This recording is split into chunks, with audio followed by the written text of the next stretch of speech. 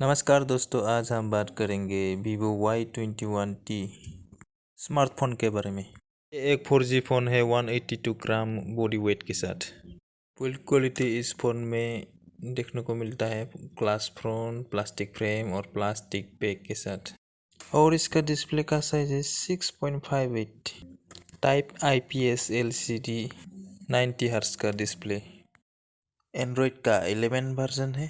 Chipset Qualcomm SM6225 Snapdragon 680 4G 6nm octa core processor के साथ 128GB का internal memory के साथ 4GB रैम और micro SD dedicated slot.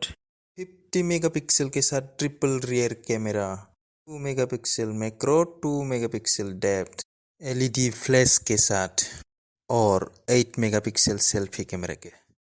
USB-C type 3.5mm Jack का option पे मिलता है। बैटरी है 5000 mAh की 18 वाट फास्ट चार्जर के साथ।